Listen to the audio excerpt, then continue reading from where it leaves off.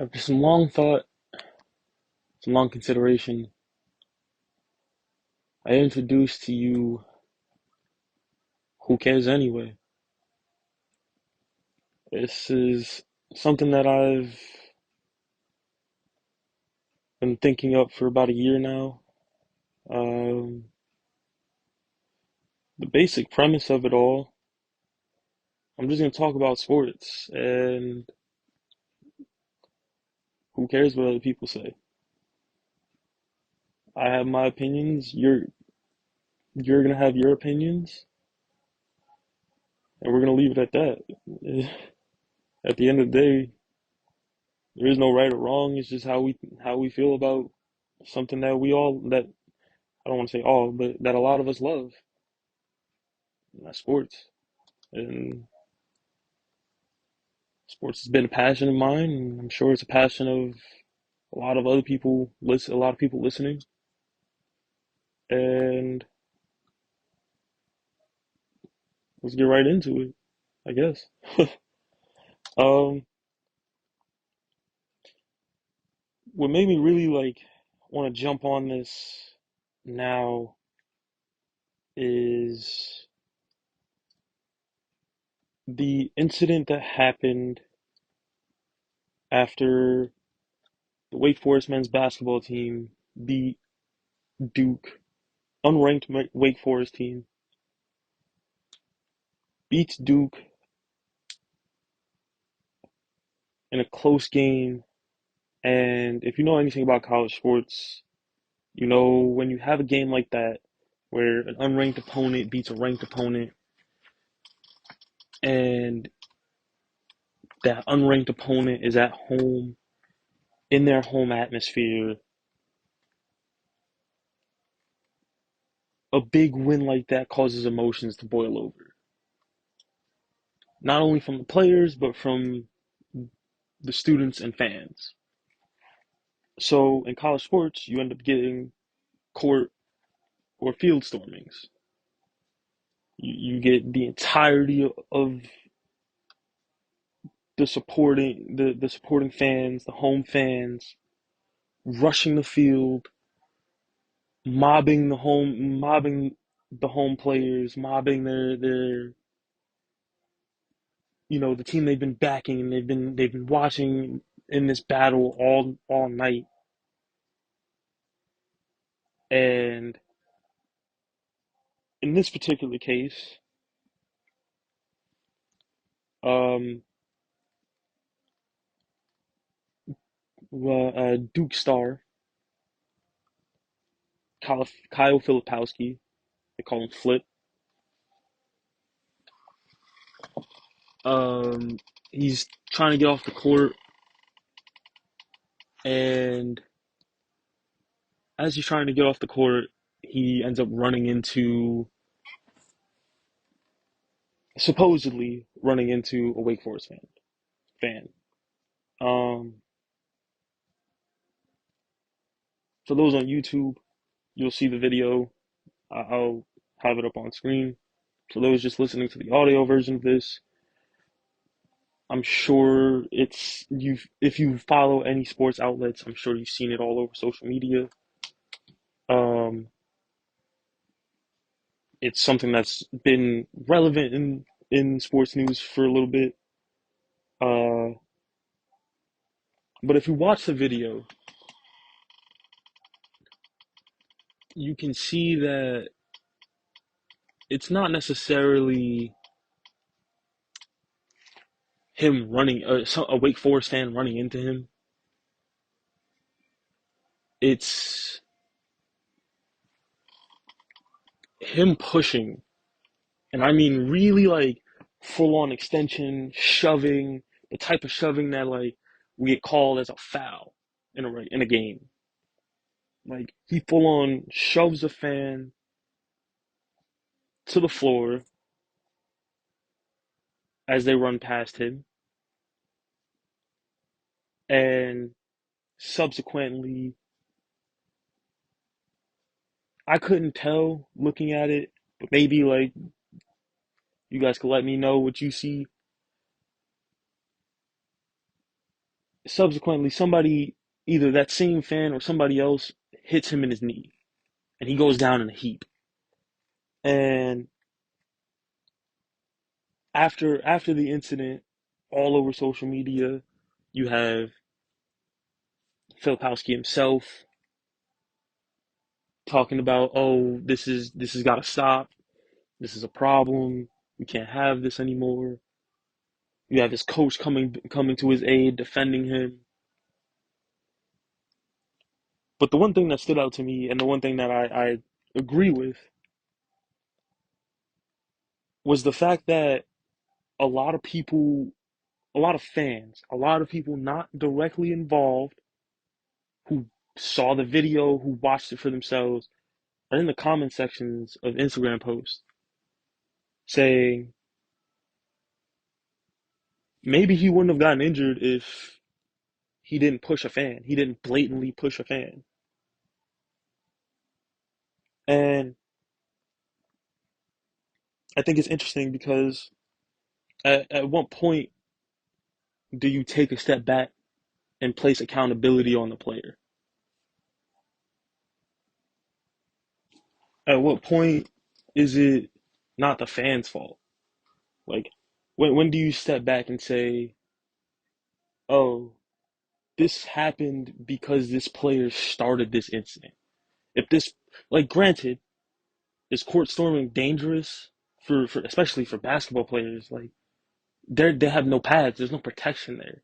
Yes, but at the end of the day, I think you have to step back and say, well, this contact doesn't happen if Flip doesn't initiate it. Because of Flip initiating this contact, now he goes down with an injury that he's trying to put on someone else.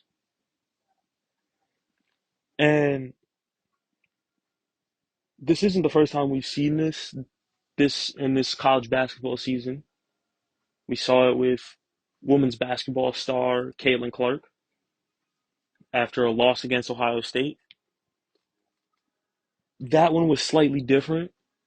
Um, Again, it'll be on screen for those of you on YouTube. For those of you just listening to the audio version, it will be you can probably find it um, relatively easy actually, looking it up on YouTube. Um, the the what happened with Caitlin Clark is an Ohio State fan runs late onto the court. She got her phone up in the air. She's, you know, celebrating, but she's not paying attention to what's going on in front of her. And if you look at Caitlin Clark, she's not paying attention to what's really going on in front of her either. She's looking off to the side. She's, looking around. She doesn't see this fan. And as she's trying to get off the court, she runs into the fan. Now, I feel like that has less to do with, you know, the court storming itself, and it has a lot more to do with just two people who weren't really paying attention to their surroundings. That's understandable. But what happened with Flip, I just think that you can't call for the ban of tradition because of what happened to one person and one person's instigation. I don't think there should be a complete ban. I think should it be looked at should it be looked into how to get players off the court faster and safer? Definitely. Um, I'm not one that watches a lot of college basketball, so I don't know what the security situations are like. Um, Not that I know that more security is gonna stop a bunch of crazed, possibly drunk college students from doing what they want to do. But I think if you do have more security on the court for these situations, you can help get the players off the court faster. So that way you're mitigating these type of situations. And I just think that it's something that needs to be looked into for sure, but I don't think we need to jump to let's ban court storming. Let's ban a tradition that's been a part of college sports for longer than I've been alive. And that's where I'm at on it. I think it's just yeah, you can't get rid of it. I think it would be if you would it would be to the detriment of college sports because college sports is about emotion and doing something and getting rid of something like that would take away the emotion.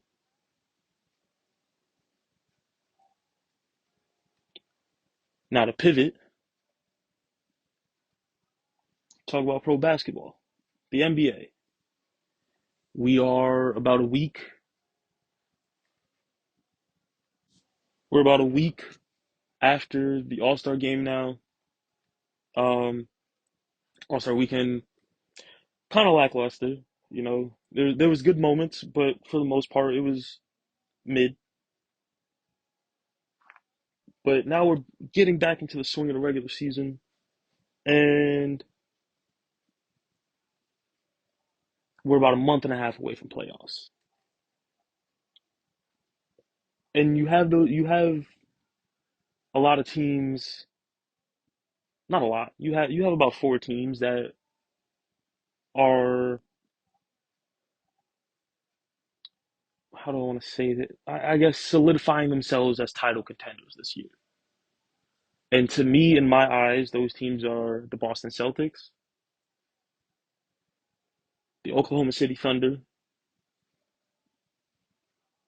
the Denver Nuggets, and the LA Clippers. And while I say the LA Clippers are solidifying themselves as contenders, I have questions about the Clippers. And I'm gonna start there. Um the the Clippers look dangerous right now. They're at 38-20 and they look like the team to beat in the West. They look like the only team that's really going to give, outside of the Thunder, that's really going to give the Nuggets a run for their money as the Nuggets try to go for a repeat title. But when I look at the makeup of their roster, and I think I'm not alone when I say when James Harden first got traded to the Clippers and they started out 0-6 with him, people were like kind of like, oh, this was a bad trade. You know, like you're looking at it and you're like, I don't know about this. But since January, since the end of middle of January or so, they've completely turned it around. They've turned it on. James Harden looks like I don't want to say James Harden of old, but he looks like a James Harden that's recognizing he can't do it on his own.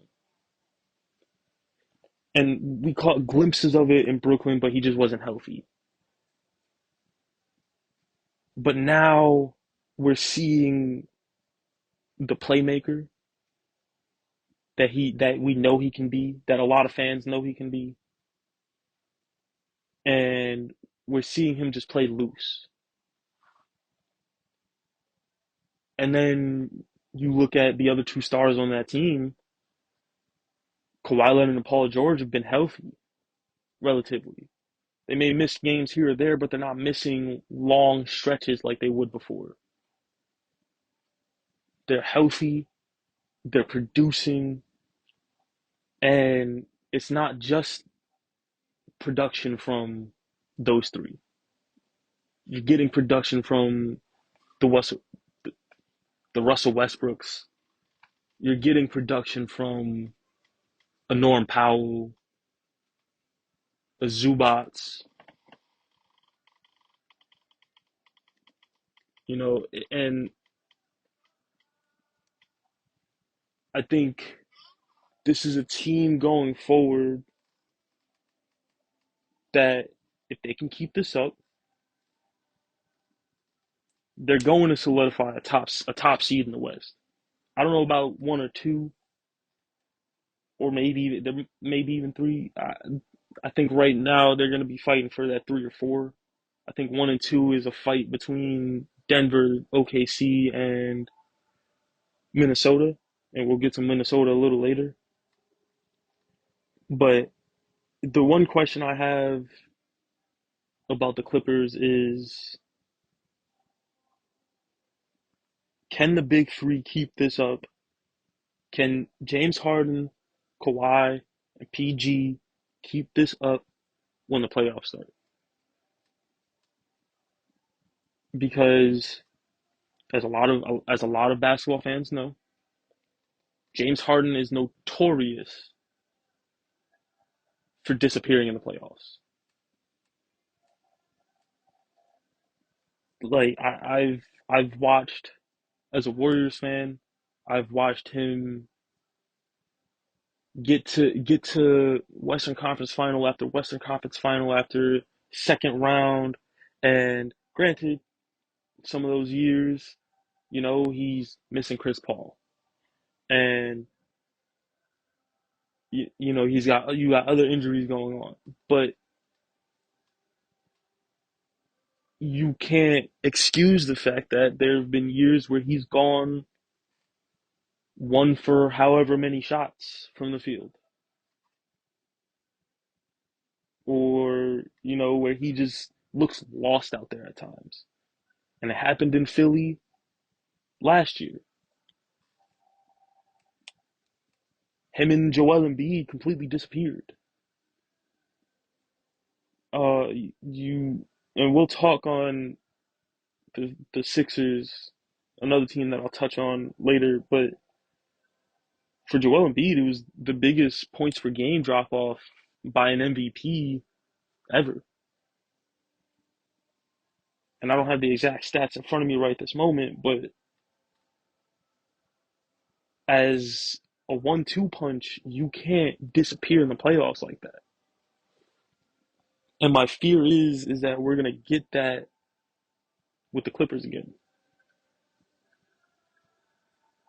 And not, I don't want to speak that into existence for them, but I think that with that's you're guarded, you're you're on edge, you're hoping that it doesn't happen. And I think that in order for the Clippers to succeed in the playoffs, it's a no-brainer. James Harden has to produce. But also, and the other two question marks, Paul George and Kawhi Leonard have to be healthy. And yeah, they've had some rough breaks in the playoffs the last five or so years. And and before getting, well, no, no, yeah, getting after getting Paul George and Kawhi, you have the 2020 and 2021 series against the Mavs where they just couldn't get over the hump. They took the Mavs to 7 and 21, but they just couldn't. They couldn't beat Luka, which is crazy to me to think that these two, a lot of people want to say top 10 players in the league during that time, couldn't beat a team that only had one guy. Granted, Luka is one hell of a guy. But I think that speaks a lot to the cohesion of the Dallas Mavericks as opposed to the talent. But I think this year, if the Clippers, the big thing for the Clippers, if they want to make that deep postseason push and hopefully play in the NBA Finals, where they've been trying to get to ever since they traded for Kawhi and went and signed. Oh no, ever since they traded for Paul George and went and signed Kawhi. However the logistics went, don't remember. Something like that. Um, you had to have these three guys be there and produce. They have to be present and they have to produce. James Harden has to be the playmaker because that's the thing that the Clippers have been looking for years now. It has been an actual point guard, not just someone who's out there passing the ball around. Someone who's facilitating your offense, someone who's able to, yes, get his own buckets, but who's able to get other people shots. And that's the thing they've been lacking because if you've watched their offense, a lot of their offense was just Paul George and Kawhi Leonard ISOs. And now you bring in Harden, and yes, Harden's notorious for ISOs, but his ISOs lead to other people getting baskets because he's able to play make off of his isolations. And I think that leads into if he's producing the way he should be producing and playmaking the way he should be playmaking, you need Paul George and Kawhi to stay healthy. You need them in the lineup. You need them healthy. You can't have them fighting through injury. You need them 100% and able to produce. You need at least 25 from both of them. 25 a night from both of them. Because that's going to push you over the hump.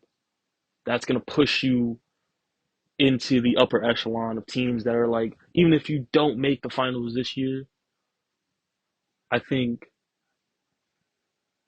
uh, I feel like even the second round would be a loss for them. I feel like a Western Conference Finals it's Western Conference Finals or bust, at least. And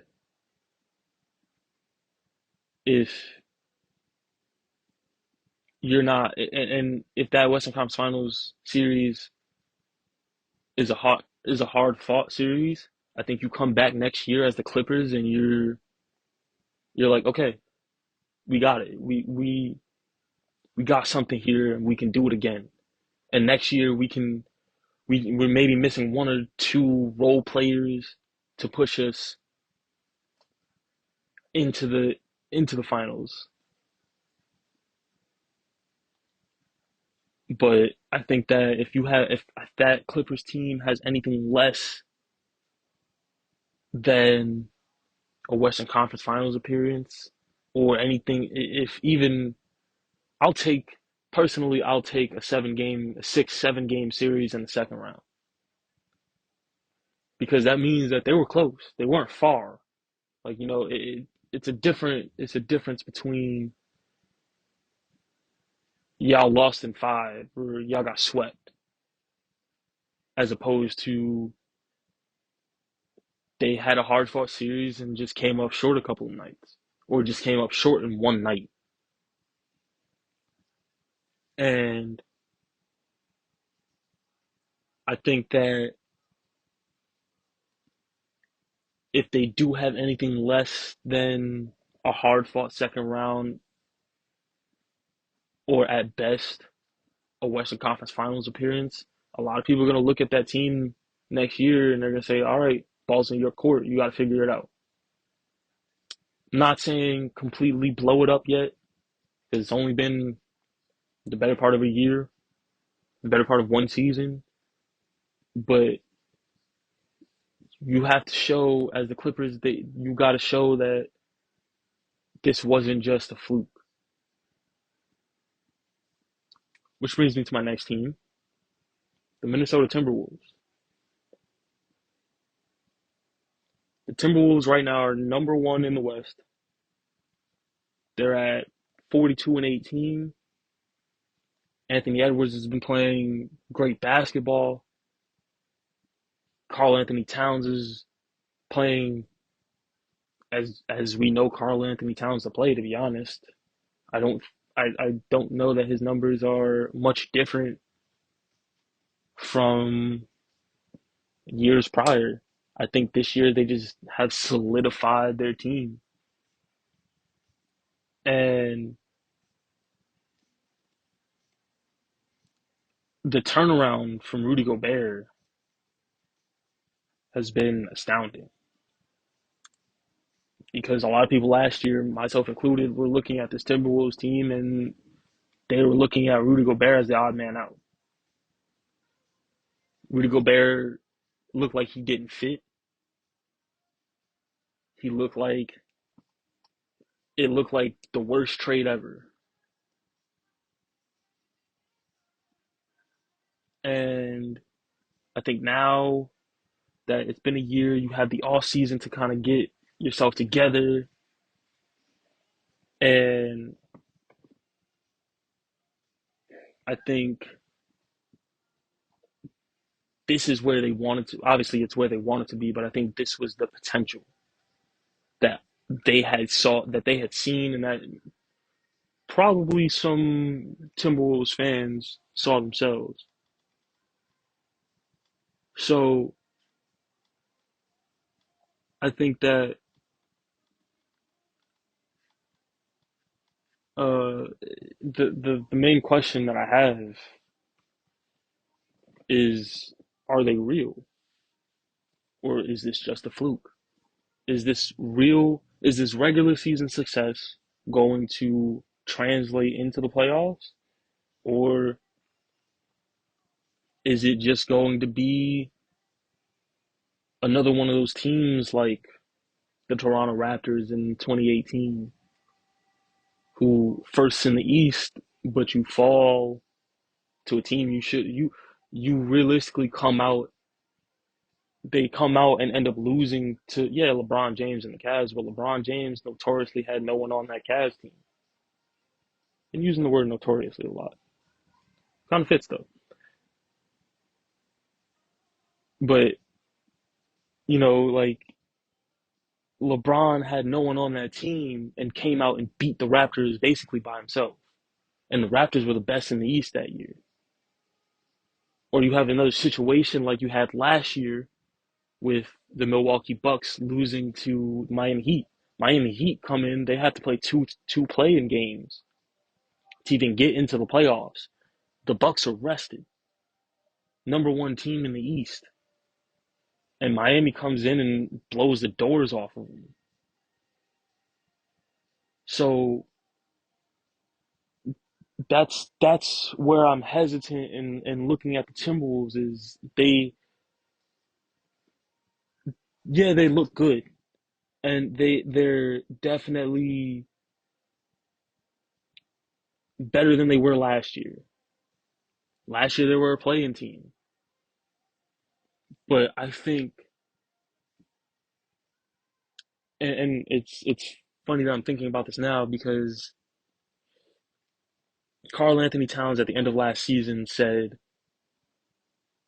that what the Timberwolves did in the playoffs, just getting into the play-in after the Rudy Gobert trade was more special than what the Denver Nuggets did going and winning that championship.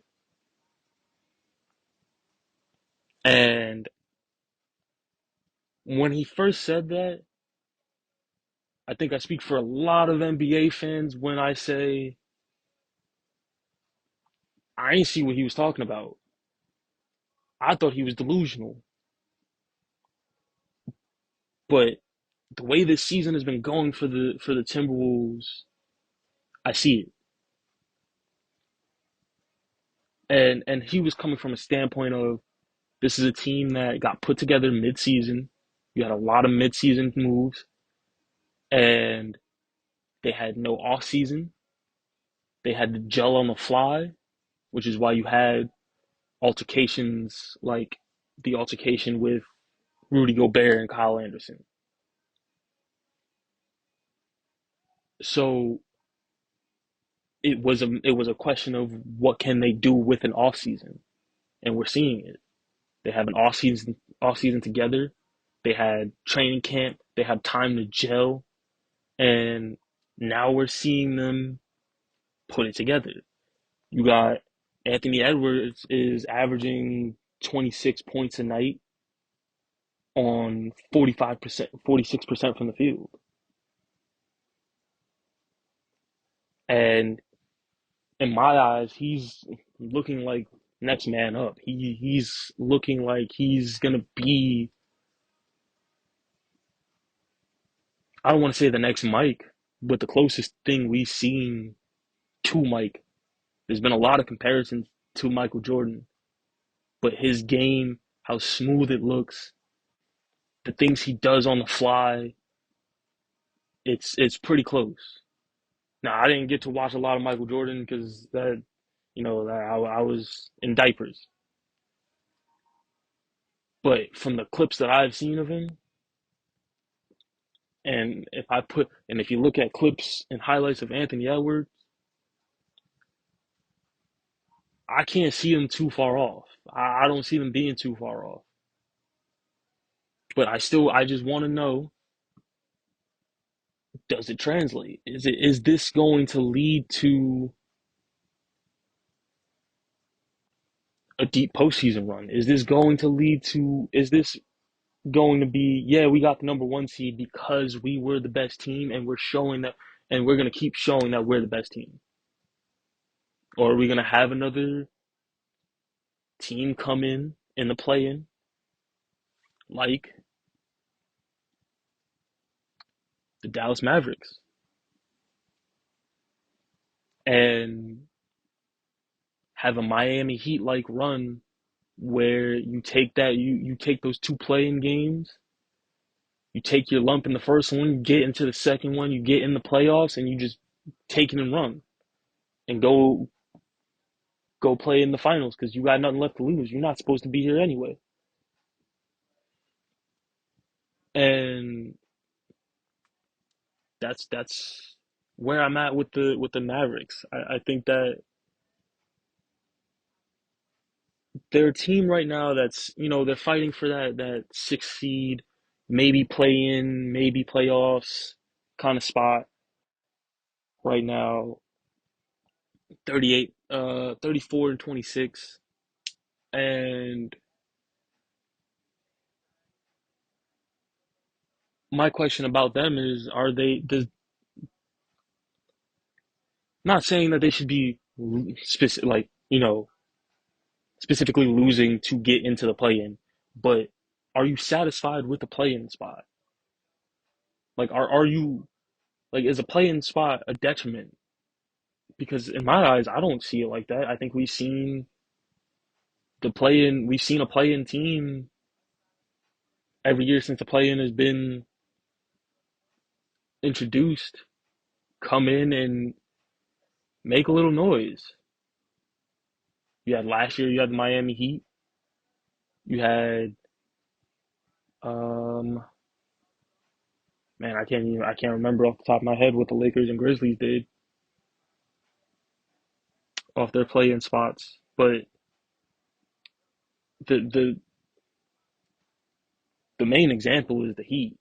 You have a team that wasn't even supposed to be there, lose the first play-in game, win their second play-in game, take the eighth seed, beat the number one seed in the Bucks, beat a team that a lot of people thought were coming off the upset of the playoffs in the New York Knicks beating the Cavs. They come in, beat that team, then they come in into the Eastern Conference Finals, and they beat the team in the Celtics that a lot of people thought were gonna be in the finals. A lot of people thought we were gonna get a Denver Nuggets and Boston Celtics finals. And I think this year you have a few teams that can do that, and the Dallas Mavericks are one of them. Um, the Mavs are getting hot. Luca has, yeah, he was injured for about a couple weeks before All-Star break, but since January, the duo of Luca and Kyrie Irving, Luca's been averaging 35 points a game, 10 assists, 10 rebounds.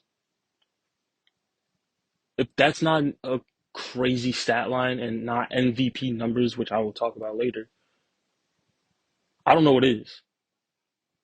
He's averaging a 35 triple double, a 35 point a game triple double.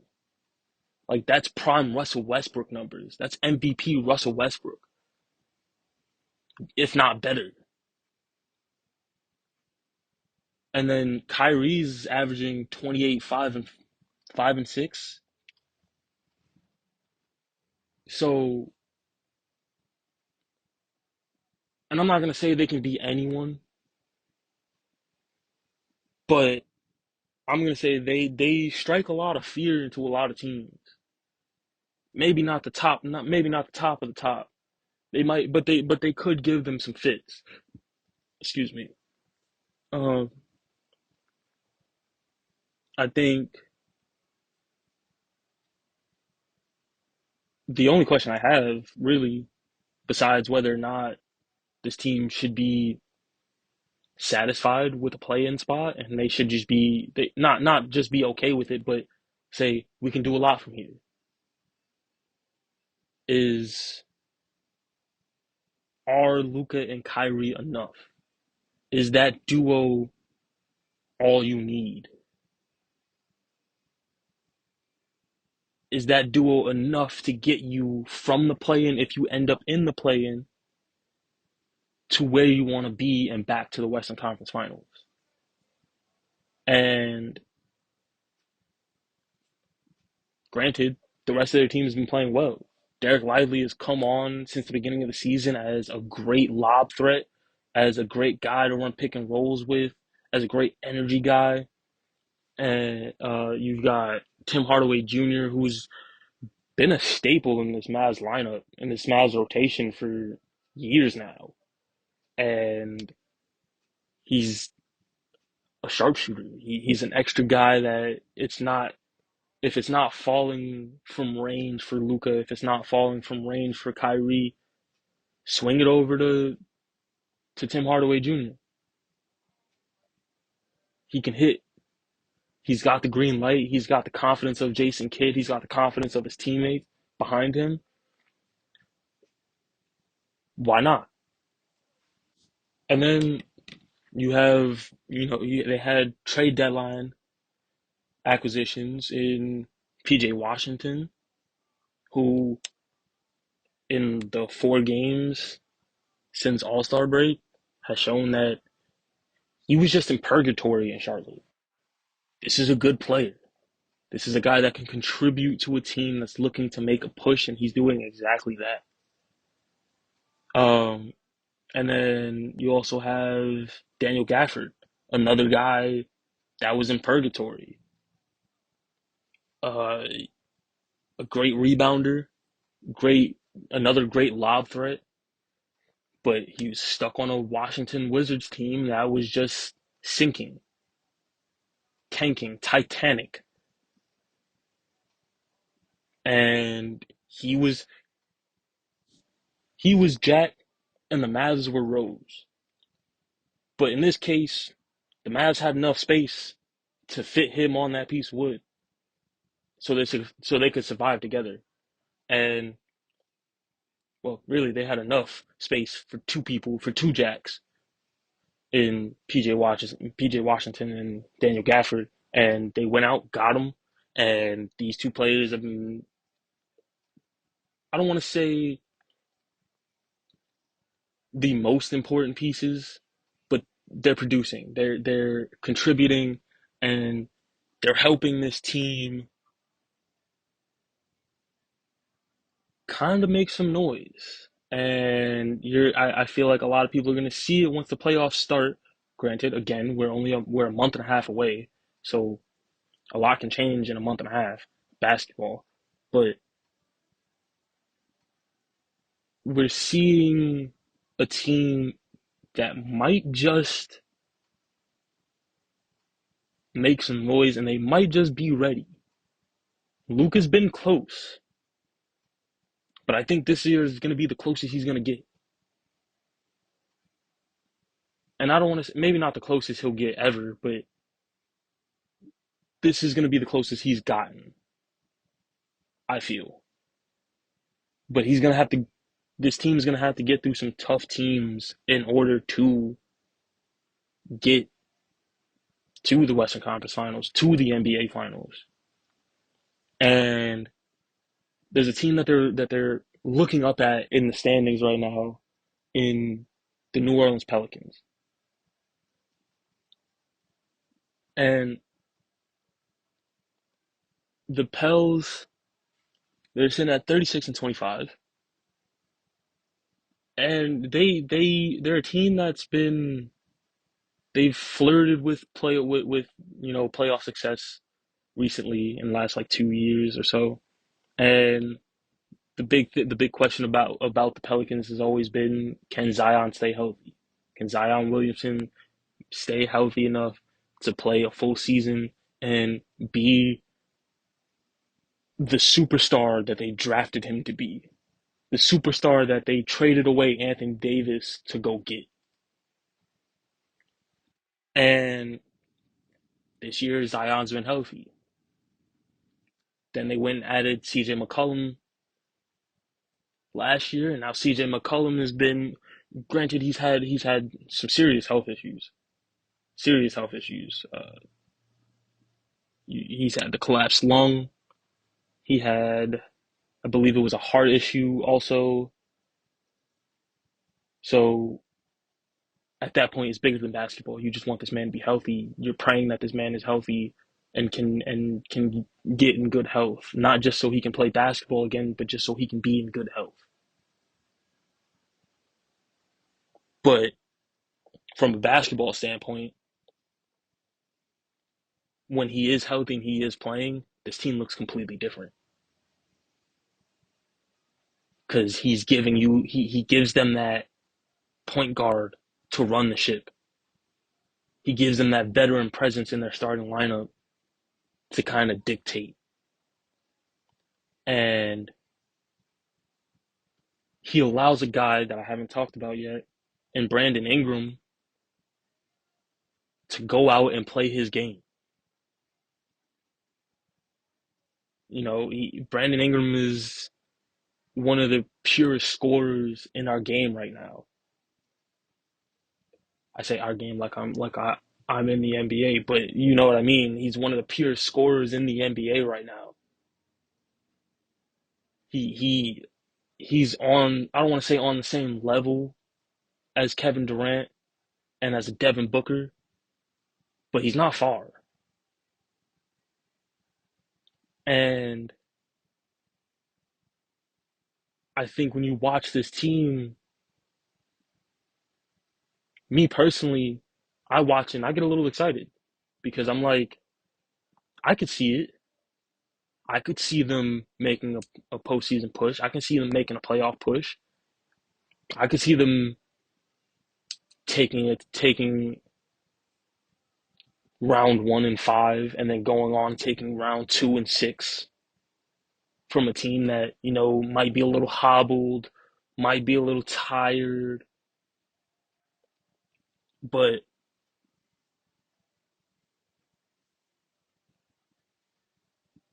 that's just what I see. That's just what I feel. But in the back of my mind, behind those thoughts is, are they good enough? Are they ready to make that noise? Are they ready to push into the playoffs? Are they ready to push past a team like Denver? Are they ready to push past a Phoenix Suns team who has a lot of postseason experience on that team? And they might, and regardless of how they look at this point in time, they might just be gearing for the playoffs. They might just be letting guys get healthy for the playoffs. And if they do get past the first round, because at this point I feel like they're going to be around that 4 or 5 seed, maybe six. They might drop down into the 6 seed and they end up playing the third seed.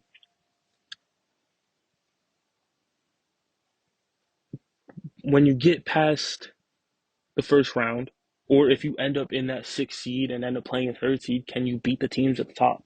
Can you hang with the teams at the top? Can you hang with Oklahoma City? Can you hang with Denver? Can you hang with Minnesota?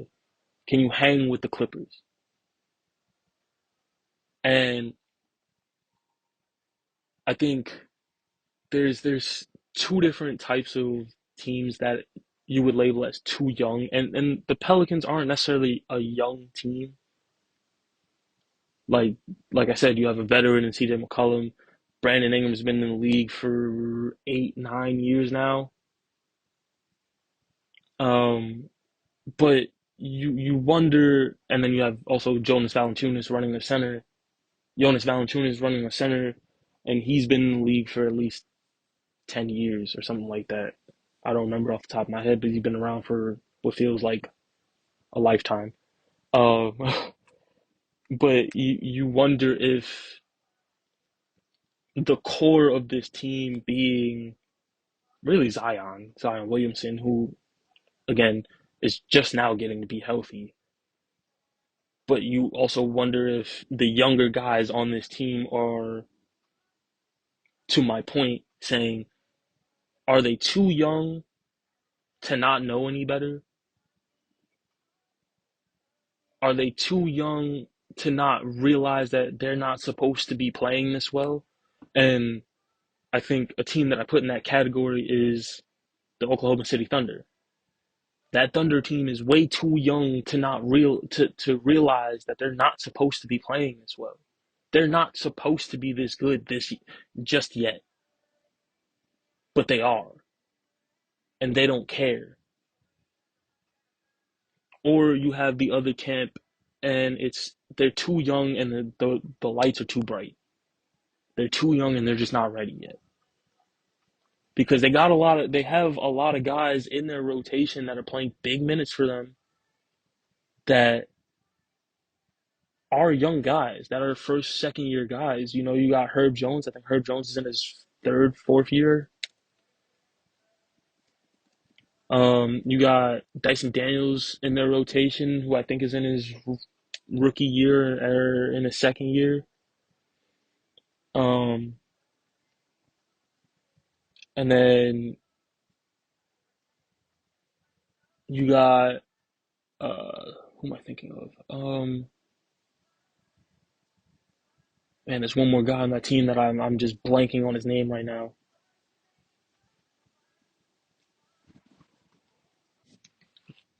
Jordan Hawkins, big rotation piece for him, comes off the bench, and I believe their 6 man spot, if I'm not mistaken.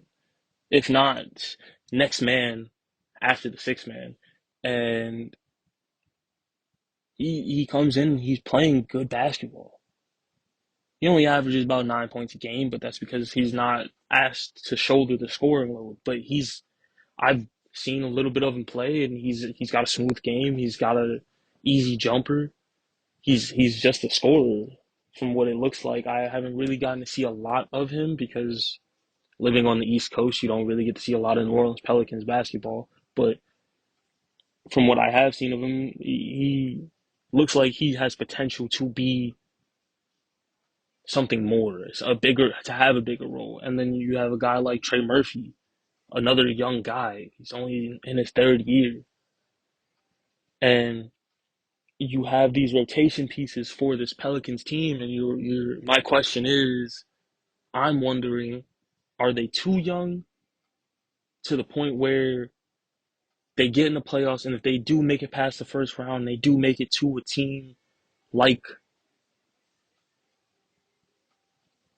the Nuggets, the Clippers, the Thunder, are the lights going to be too bright? Or are they just going to go out there and say, we really not supposed to be here anyway, so we just going to go hoop, and whatever happens, happens, and use that to fuel them into a deep run? Now, I don't think this isn't a team that I have making a really deep run in the West this year, but I wouldn't be surprised if they make it to at least the second round and make it competitive. So I'm the team I'm not rooting for. I'm paying attention to though, and I wouldn't be surprised, like I said, if they aren't just a first round exit, or if they end up in the play-in and they end up kind of taking that momentum from winning a play-in game, or maybe they lose. Maybe it's another Miami Heat type of run. Maybe not to the finals, but they take the momentum from, okay, we're really not supposed to be here now. Everything's against us. Everybody's counting us out. So let's use that. Let's use that as fuel. Let's take that and go, and not take our foot off the gas until the wheels fall off. And I think it's just a matter of where do the wheels fall off for them, which brings me to a team where the wheels are really falling off: the Philadelphia 76ers. Um, uh, I don't even know where to start. This was a team at the beginning of the year.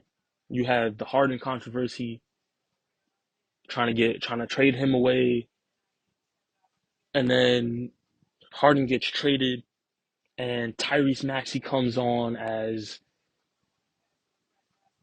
the diamond in the rough. You know, you cleared away the smoke, and that's your knight in shining armor. That's your second in command now. That's your Robin to Joel Embiid's Batman, right? But then October 31st, in a game against my Golden State Warriors, Joel Embiid goes down with an injury. Early in the fourth quarter, tears his meniscus. And a lot of talk surrounding that injury was about the MVP and whether or not 65 games is too strict and whatnot. And again, I'll get into the MVP conversation later. But my first thought was, especially after watching after seeing a couple of results, after seeing a couple of games after the injury, is,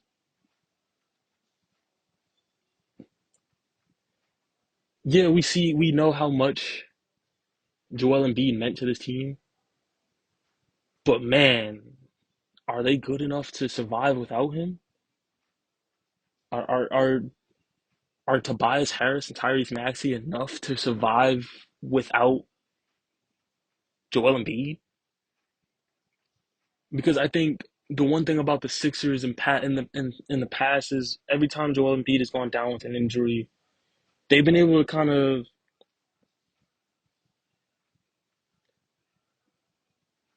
I don't want to say stall, but they've been able to hang around. They've been able to kind of take a few more punches before they really look like, okay, this team is done. Right now, this team is sliding, and they're sliding fast. The wheels are the front two tires are gone, and they're trying to figure out if they need to take a pit stop or if they can keep going. And it doesn't look like they can keep going because how you supposed to keep going when you're missing your front two wheels? Maybe if you were missing the back two, you might be able to. But Joel Embiid is definitely the front two wheels of the car that is the Philadelphia 76ers. And I think it not only shows in the play, but I think it shows in the stats too. Since the injury, since the 12 games since the Joel Embiid injury, the Sixers have put up 110 points a game and have allowed opponents to score 118 a game. Offensive rating for the Sixers in that 12 game span is 111.1. Defensive rating in that 12 game span is 120. And I think you get you get into the playoffs even if you don't get Joel back. Let's just go with if you don't get Joel back. If he the timetable just doesn't line up and he's not able to make it back for the first round.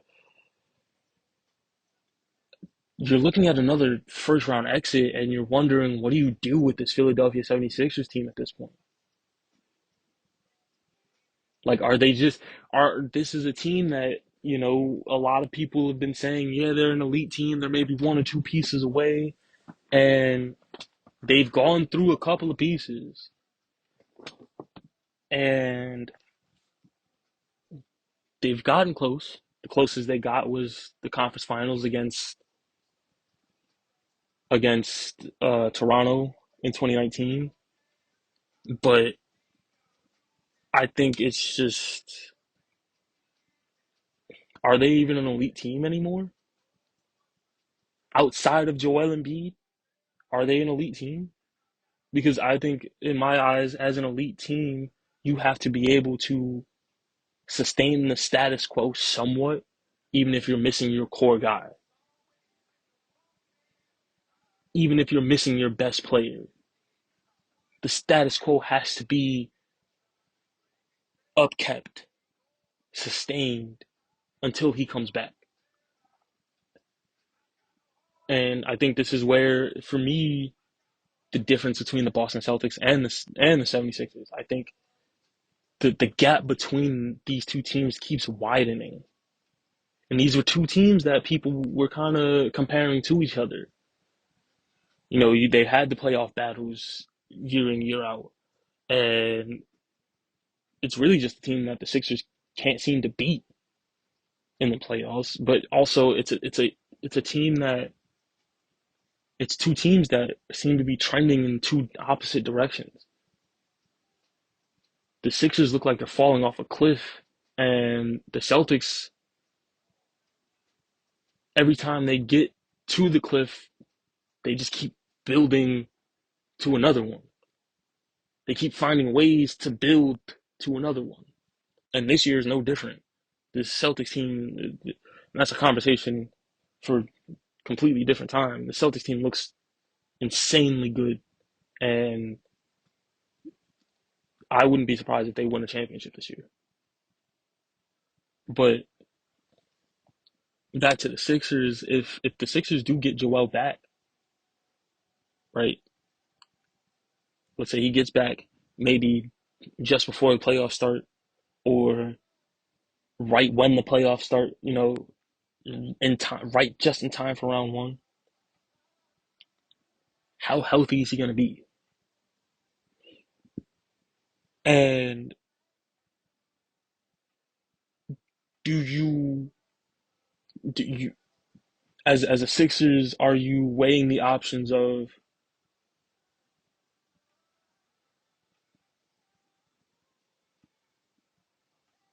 health for Joel Embiid? Are you weighing the option of, okay, we want him to be 100%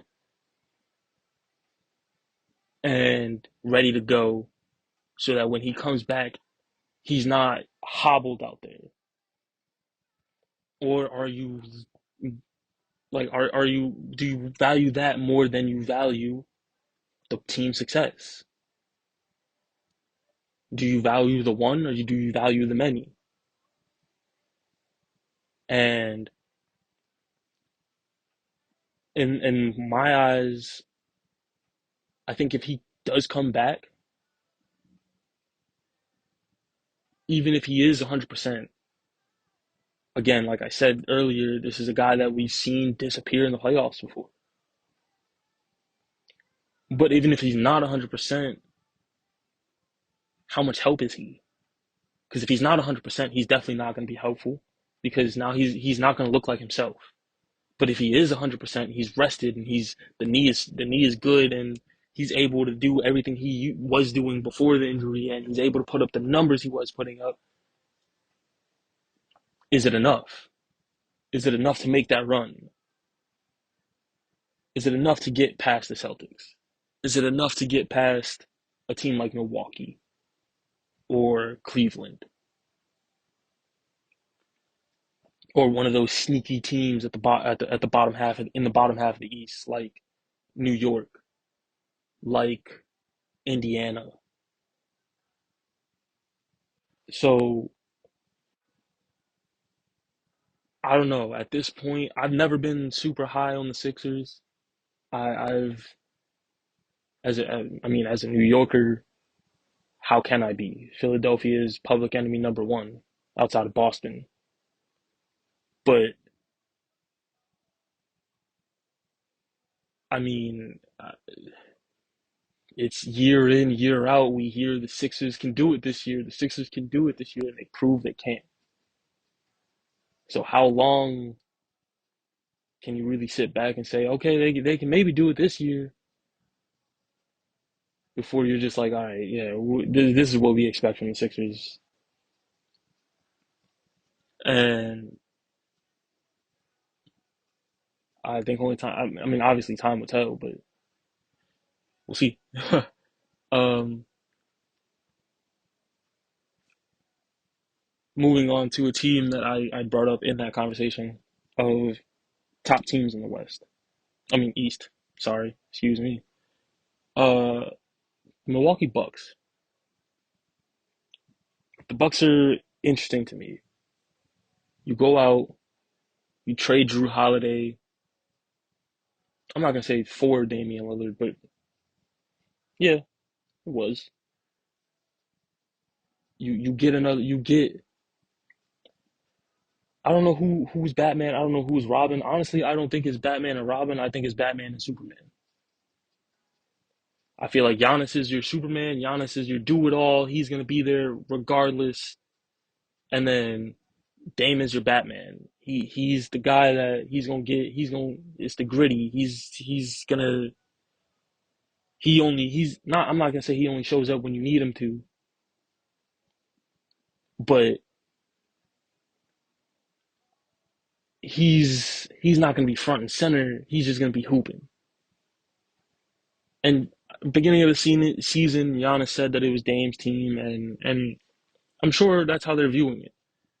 And as the season has gone on, you have the confusing firing of their head coach as they were sitting at second in the East, and then the subsequent hiring of Doc Rivers, and then they start out 3-7 with Doc Rivers as their head coach. Um, and you kind of look at this team and you're like, what's going on here? You did this. You went and got Dame for a reason. And Dame has said it himself. He thought they'd be further along. I think a lot of people thought they'd be further along. But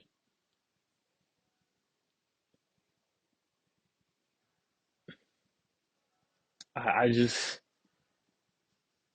don't have words. It's just are they ready? Do they need a year? Is this just a warm up, or are they going to get to the playoffs, and are they going to turn it up? Are we going to see the 2021 Milwaukee Bucks minus Chris Middleton? Yeah, they don't have Chris Middleton. Injuries happen, but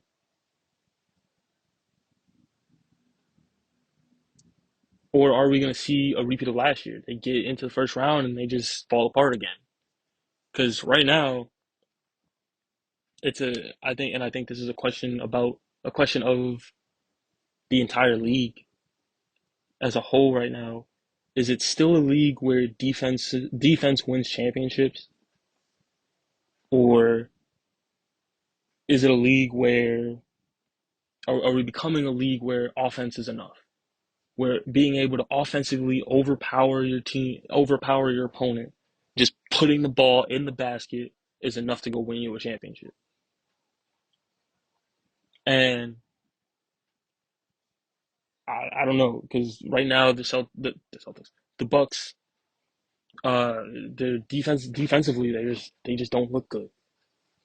And I remember I was watching TNT's broadcast. No, it was either ESPN or TNT, and either Chuck or Kendrick Perkins said they can't stop a paper bag. And it looks like it on the court, but also you look at the numbers and pre All Star, they were giving up. They had a defensive rating of 115.9. So essentially, they're giving up almost 115 to 120 points a game. Now, post All Star, granted, only about 4 games have been played. It's gotten better. 101 defensive rating. It's not bad. That's realistically where you want to be as a team. But they're the only top five team in either conference that's allowing over 115 points a game. Like even the Sixers, with their injury struggles and losing their defensive anchor in Joel Embiid, aren't allowing that many points a game. So, and I get it. You traded a defensive point guard in Drew Holiday for a more offensive minded point guard in Damian Lillard, but I think the rest of your team's got to step up, and from what I'm understanding, it's just not happening. So you wonder, can they right the ship by the time the playoffs come around for that playoff run, and to really show that they are an elite team. Yes, they made the right move in getting Dame. Not to say that it was the wrong move because it's only been a year. Or does this th- th- does this experiment not work right now? Uh, is it too early? Do you got to retool and get back to where you want to be? And that's that's where I'm at with with the Cleveland Cavaliers. I see Milwaukee and the Cavs kind of in the same boat right now, and I think Cleveland's a little further along in their experiment, in their Donovan Mitchell experiment, and I think they've built out their roster more than Milwaukee's had the chance to because like I said, they literally just got Dame at the beginning of the season. Um, but Cleveland, yeah, they're getting hot right now. They pushed themselves in the second in the West. I mean, second in the East. Why do I keep saying West? They've pushed themselves in the second in the East, and they look good. Donovan Mitchell looks like what we've known him to be, and the star that we've kind of come to know him as. Darius Garland has been putting up numbers. I don't have the numbers in front of me right now, but Darius Garland has been playing really good basketball, and he's a big part of why the Cavs, you know, are playing the way they've been playing. And I think he missed a lot of time at the beginning of the season, but yeah, he missed a lot of time beginning of the season, but in the month of February, he was averaging, okay, not, I don't want to say pedestrian, but 14 points a game, 7 assists. Now, mind you, that's in 13 games. And yeah, that's a whole month, but he's playing alongside Donovan Mitchell, who's a very ball dominant guard and who shoulders the scoring load for that team. But I think once we get deeper into the season and Garland is able to really be healthy, he's he's gonna return to that form of, okay, we're seeing him put up about 9 assists a game, 15 to 20 points a game, and then from there you got his numbers. You got Donovan Mitchell 25 to 30 a game, and probably another 6 assists from him. You got uh, Evan Mobley, who I don't know what he averages, but I just know that he's a good player. He there's a reason why they went out and drafted him. He could very easily be the next star in our league. Like he's trending upward, and I mean, you average 16 points and 10 rebounds a game. I think a lot of people would say that about you too. Um, and then you add Jared Allen's numbers, who is currently, give me 1 second to find this. I should probably have these, together before, but who's currently averaging 16 points and 10 rebounds, 10 and a half boards. So you got two guys averaging 16 and 10. You got Donovan Mitchell, who's averaging around anywhere between 25 and 30 points a game and 6 assists, 6 boards. And then Darius Garland, when healthy, who is a 15 to 20 point scorer and an 8 to 10 assists a night kind of guy. Those four guys alone could win you a lot of basketball games. But they're also getting production from their depth, and they're getting guys like Max Strus involved. They're getting Sam Merrill involved. They're getting Isaac Okoro, who I don't know about anyone else. I really thought he was a bust, but I think he just wasn't meant to be the star.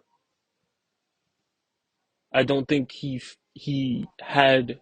I don't want to say he didn't have the potential, but I don't think that his game fits in that. But I think when you have other guys that have come in and allowed him to kind of just find himself, find his rhythm, he's playing well. And excuse me, uh, the Cavs look like, I don't want to say they can beat the Celtics. I don't want to say that.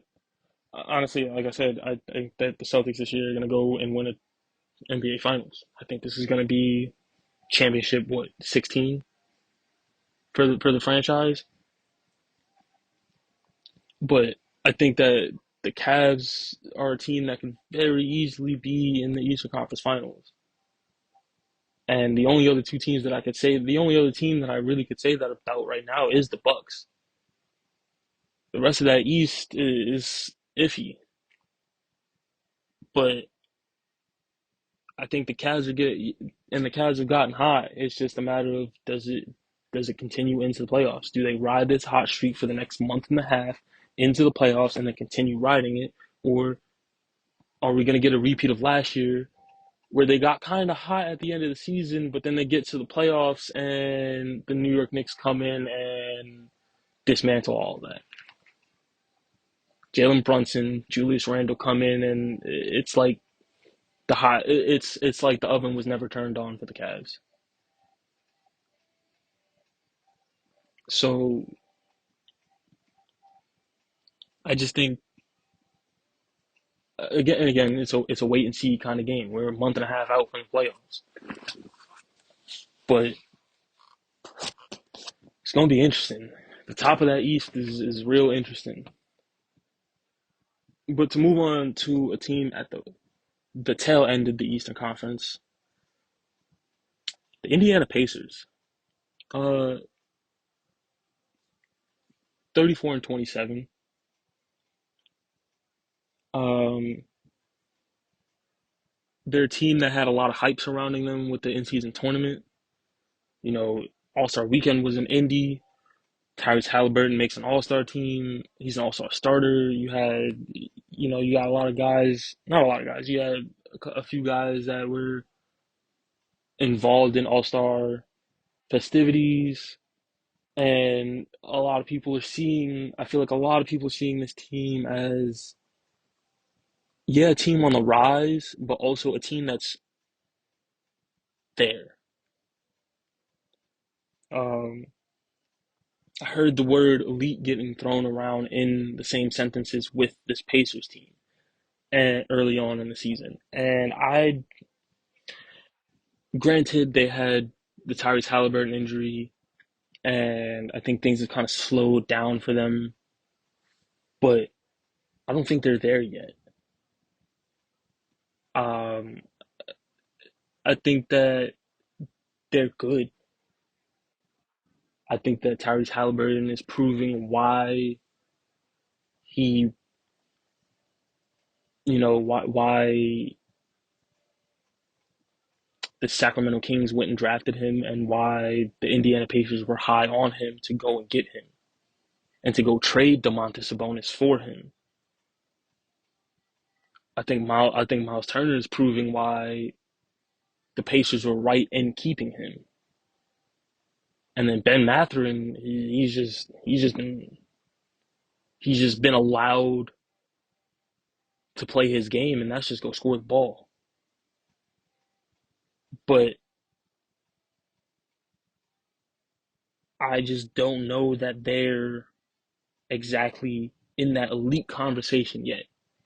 They're close.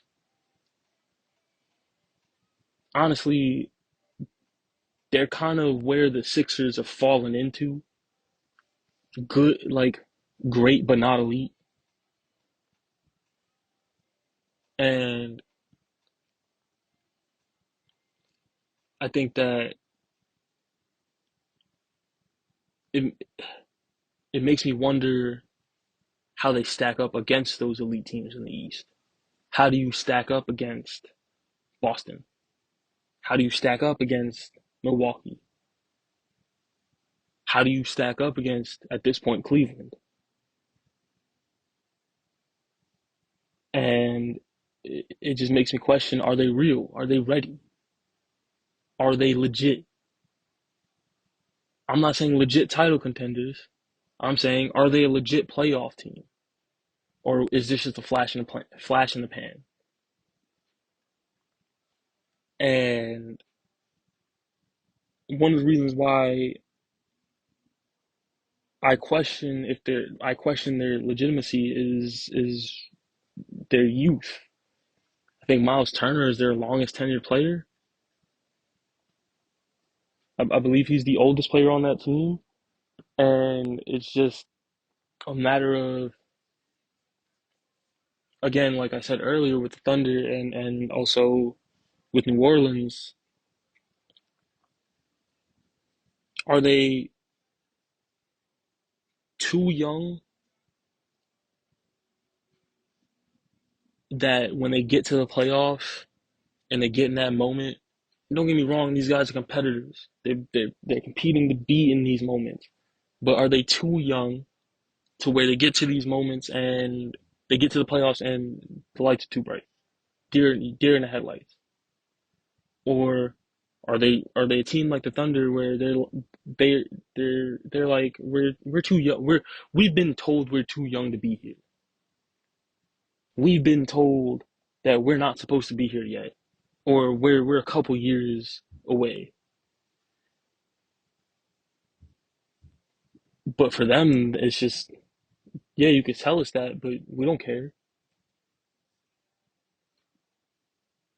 Like it's we're not supposed to be here anyway, so we're just gonna do what we do, and whatever the outcome is, the outcome.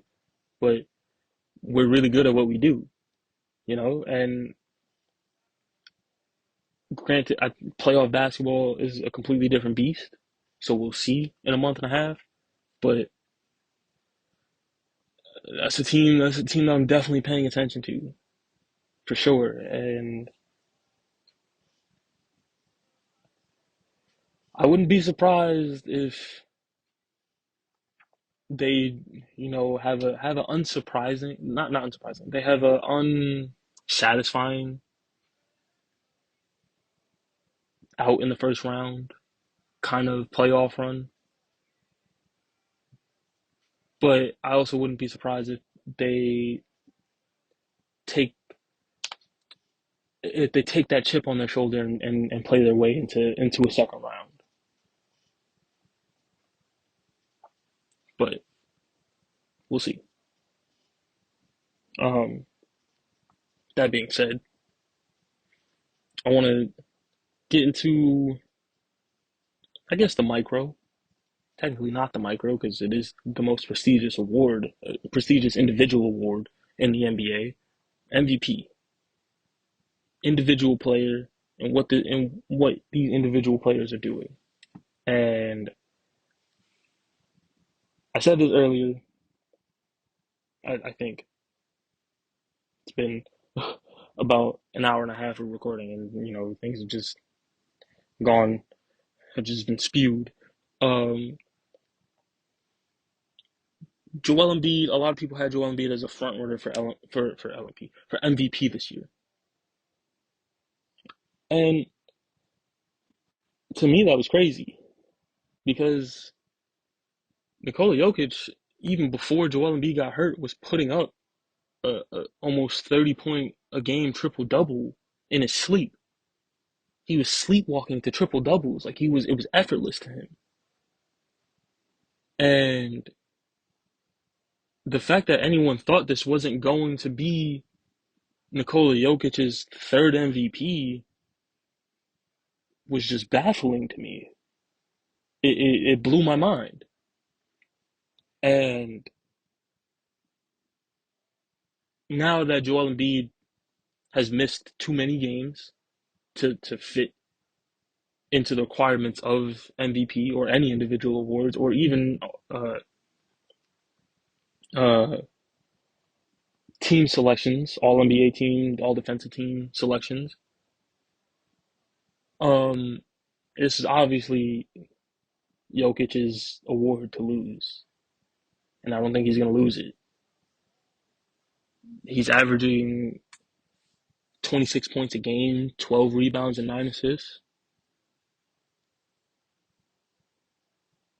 The only person putting up numbers close to that is Luka. But it's I think it's the fact that Jokic is doing this on a team that is fighting for the one seed in the West right now. They're fighting to be the best team in the conference. I don't see who else you could really give it to. I mean, I got names, but I don't see any of them taking this award from Jokic. Uh, who I have at second right now, Yeah, Shea Gilgeous Alexander. Man's name is a mouthful, but man, is he one hell of a basketball player. He is His game is smooth. It's like poetry in motion. He doesn't let anyone speed him up. Plays at his own pace. He gets to anywhere on the court at will almost. And even if he doesn't get to where his spots, he knows how to get his teammates involved. And right now, averaging 31 points a game, 6 rebounds, 6 assists. And I think he leads the league in steals with, I believe, a little over two. That to me, like, that's MVP Steph Curry numbers. That's unanimous MVP Steph Curry numbers, to be honest with you. And it's going to be a shame that he doesn't win MVP this year, but he'd be the only person him and possibly Luka would be the only two people that I'd say have a chance, would have a chance if Nikola Jokic didn't exist. But Shea Gilgeous, SGA is the best player on one of the best teams in the Western Conference. And he's the reason why, I don't want to say the only reason, but he's the main reason why that team is playing the way they're playing. They go as he goes. So he may not win it this year. He not may not. He will not win it this year. But I wouldn't be surprised if he gets a bunch of first place votes. And I think another guy that I think that should get first place votes, but probably won't because his team is sitting is fighting to get in the playoffs to begin with, and is teetering on a play-in spot is Luka. Luka, like I said, he's since January alone is averaging a 35 point a game triple double. But overall, he's averaging 34.5 points a game, 9 rebounds, 10 assists. Like I said, MVP Russell Westbrook numbers. Like, if not better. I don't remember exactly what Russ was averaging points wise in his MVP year. I think it was somewhere around like 28, maybe 30. But and the numbers don't even do him justice. You know, the man is almost otherworldly when you watch him play. It's magical. They call him Luka Magic for a reason. They call it Luka Magic for a reason. It's magical to watch him play sometimes because he makes passes that the only other person in the league that I could ever see making these passes is Nikola Jokic. And it's just some of the shots he hits. He's got the grit, the determination. He doesn't back down from anyone, but he plays the game like he's a little kid. Like he plays the game with the joy of a little kid going out there and playing in the backyard. And the only reason why he may not get as many first place votes as he should is because his team right now is seventh, sixth, seventh, eighth in the conference. If they were at at least fourth in the conference, he might get a lot more votes and he might get a lot more credit for what he's doing right now. But standings matter, apparently. Don't think they should, but they do to the media. Um, that being said, that's my top three. I got a few dark horses, a few guys that I think are either MVP caliber talent, but their teams are just it's way more than just them, or they're guys that are kind of flying under the radar. Um, One of those guys that I think is really flying under the radar is Domantas Sabonis. And I talked about him earlier when I was talking about the Pacers, and I think the Kings made a great move in trading for him. I think it was a beneficial trade for both of those teams. And Domantas Sabonis is averaging 19 points, 13 rebounds, 8 assists. He's the only other big man who isn't Nikola Jokic that is top five in rebounds per game and assists per game.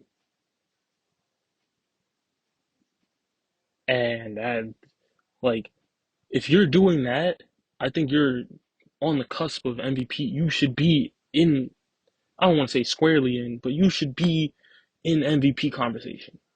You're close. Like you're and he gets overlooked because he plays in Sacramento. Sacramento doesn't get a lot of national television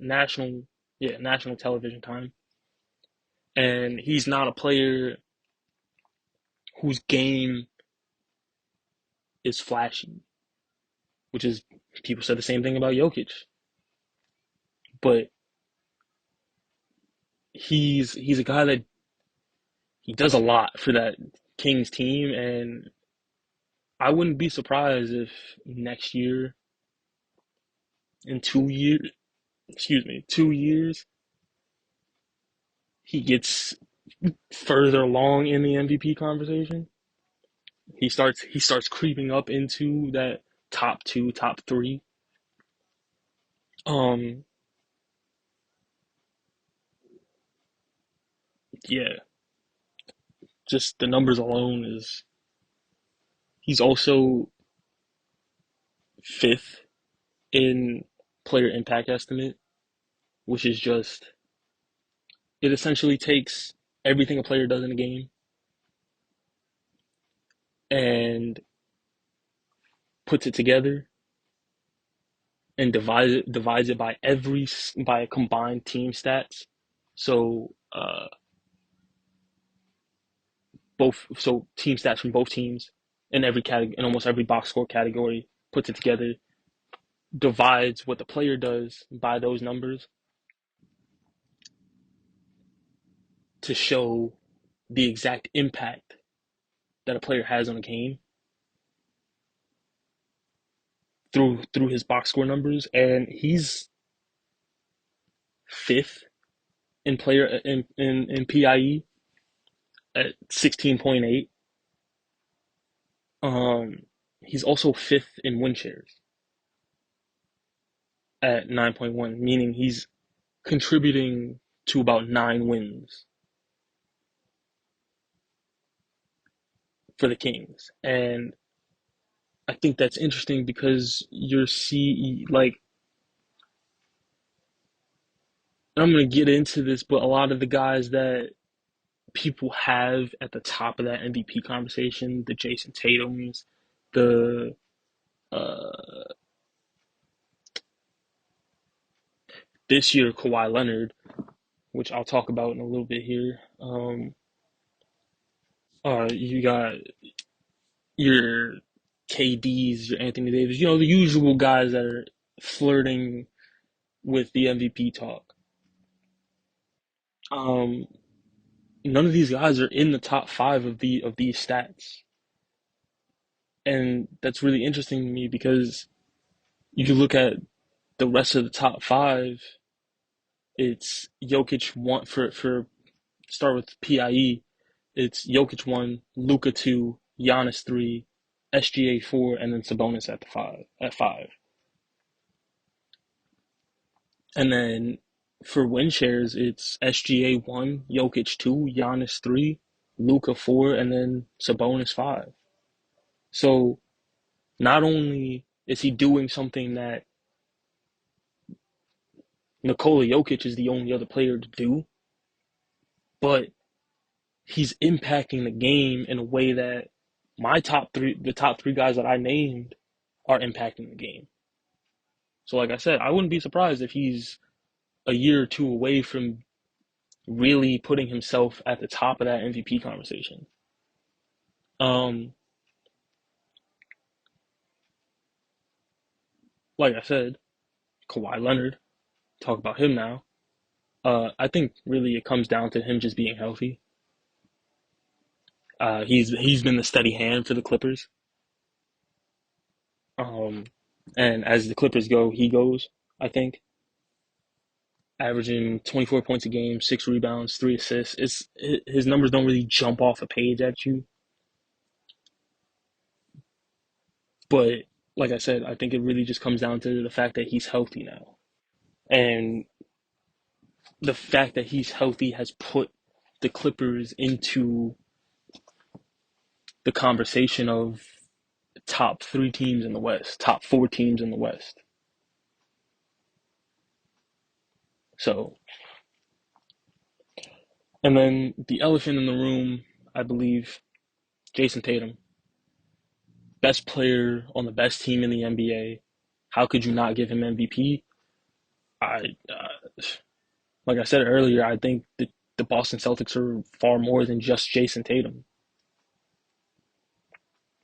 I think on a nightly basis, they've proven that it's not just Jason Tatum's team, it's the Boston Celtics. And Jason Tatum just kind of leads the way a little bit. But on any given night, it could be Jaylen Brown, it could be Kristaps Porzingis, it could be Drew Holiday who steps up. And Tatum's numbers they're not terrible. They're also not super crazy. 27 points a game, 8.5 boards, 5 assists. Relatively good numbers, numbers you expect from Jason Tatum. I just don't think that I think he's an MVP caliber talent. I just don't think that he's ever going to win an MVP because of how good the team around him is. Like I think that the strength of the team around him is the detriment to him. Um,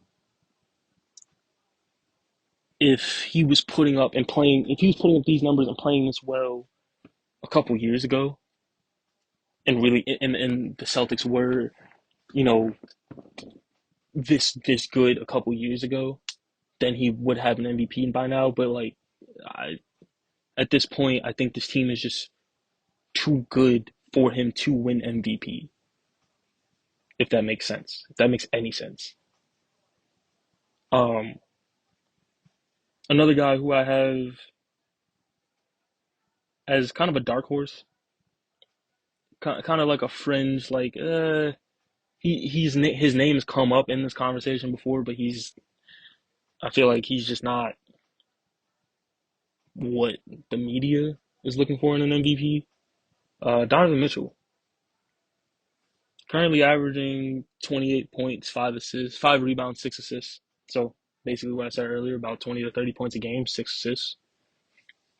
Um, and he's a big reason why the Cavs have been surging as of late. But I think he kind of falls into that same Jason Tatum category in the fact that the team around him, at least the starters, but I mean the Celtics it goes deeper than the starters, but for the Cavs it's at least just the starters. The team around him is really good, and yeah, they hurt when Donovan Mitchell doesn't play, but they hold their own. And I think in order to really win MVP, or to really, for me personally, to be at the top of an MVP conversation, uh, your team has to be at a real detriment when you don't play. But when you do play, you're the key factor in what makes your team different from everyone else. So I think Donovan Mitchell and Jason Tatum definitely fall into that the former, where I mean not the former. They fall into that area where their team is so good that even if they don't play, their teams are so good that even if they don't play, it's not that much of a detriment.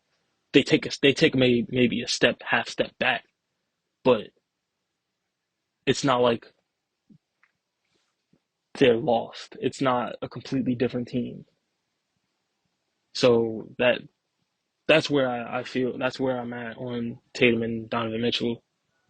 And then I have a couple guys that are just like I said Sabonis was a year or two away from maybe being squarely in the MVP talks, maybe from being really like top three in MVP in the MVP race. And I don't know that he'll ever get to top three in the MVP race, but I think his name should be talked about more. But these guys are I think 3, 4 years off, maybe five. Um, Tyrese Halliburton, Anthony Edwards.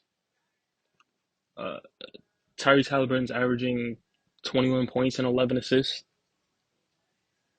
He's leading the league, and he's the NBA assist leader right now. Um,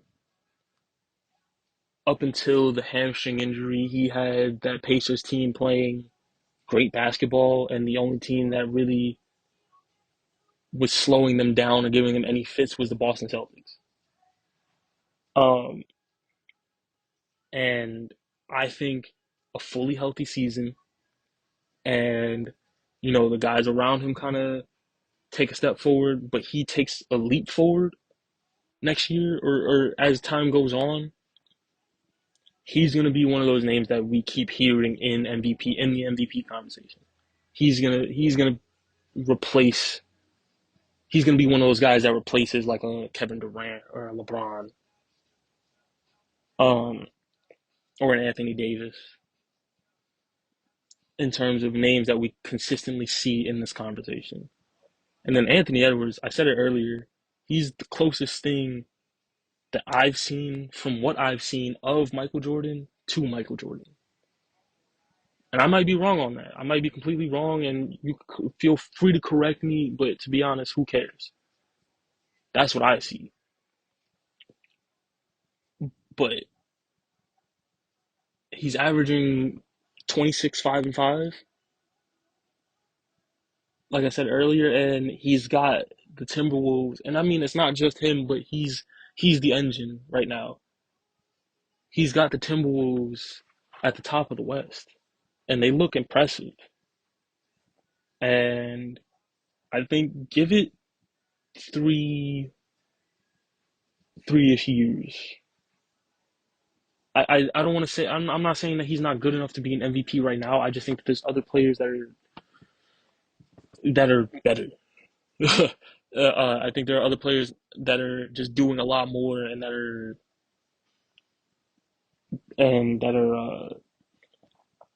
like I said, Nikola Jokic exists, SGA exists, Luka exists. So I think in like 3, 4 years time, and Edwards might be one of those names that, like I said with Tyrese Halliburton, that is replacing LeBron, replacing Anthony Davis, replacing a Steph Curry. As much as I hate to say that, replacing uh uh Kevin Durant. Taking the spot of those guys that are always in the MVP conversation. Whether or not they win it is a different story, but they're always in the MVP conversation, and they're liable to put the league on notice at any moment. And I think Anthony Edwards has the potential to be that and do that. Um, that being said, like I said at the top of this is Nikola Jokic's MVP to win and lose, and he's not going to lose it. So, yeah, uh, this is a runaway. I feel like this is a runaway MVP with Jokic. I'm not gonna say it's a unanimous because I think a lot of media personnel are gonna a lot of people are gonna vote for SGA. They're gonna vote for Giannis. They're gonna vote for Luka. But I don't think it's gonna be close though. And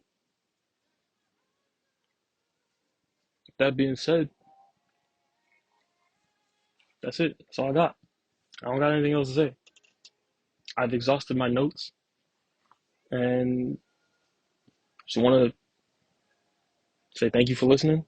If you made it this far at the hour and 45-minute mark, I appreciate you because you definitely did not have to listen to this. Because who cares anyway?